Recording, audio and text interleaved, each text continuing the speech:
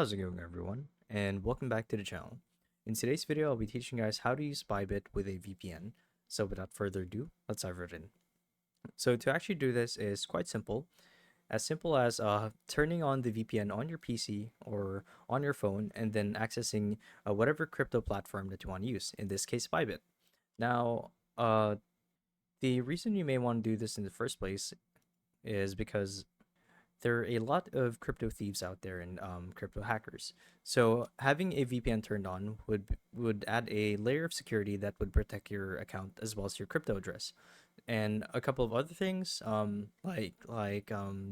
being able to access different regions to have access on crypto deals that normally wouldn't be shown depending on where you guys live, and yeah, stuff like that. But more or less, it's for the security feature.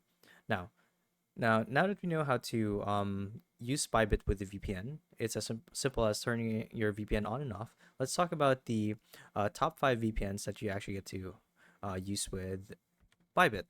And the reason for that is because a couple of other VPNs do not allow cryptocurrency trades. You can even see so here. Um, Under the pros and cons, where is it? Okay, so cryptocurrency payments, yes. And the same goes for NordVPN, and the other five, or rather the other three in this list.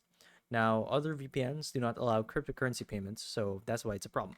Now, the number one for Bybit is NordVPN, and the reason for that, we'll be going over the pros and cons. So the cons first, it's only available for Android, or rather, it's an Android only free trial.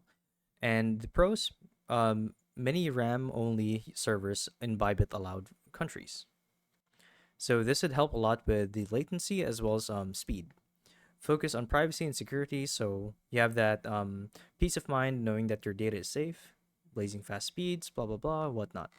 Now Surfshark, no dedicated IPs, so everything is dynamic, which is a con because having a fake generated one would be better than a randomized one. And not to get too technical, but it's just safer to have a non-dynamic one.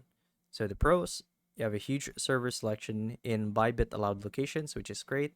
So all of these VPNs work in synergy with Bybit, unlimited simultaneous connections, uses ChaCha20 encryption, so there's that added layer of security and whatnot. Next, ExpressVPN. This would actually be my choice as I've been using this. Now, the cons, however, it's more expensive and there's no kill switch for iOS and the Chrome extension. So, in the event of a breach, you would have to manually turn off the VPN and reopen the browser to do it. So, there's no safety measure for that, which sucks, but it's still a good choice. Now, servers in Bybit allowed countries. There's that too. Offers dedicated IPs instead of dynamic ones, and apps for all major devices, and has a browser extension.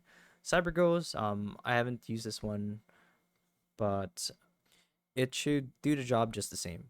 Now, as far as the cons go, the speeds aren't very good. WireGuard connection problems.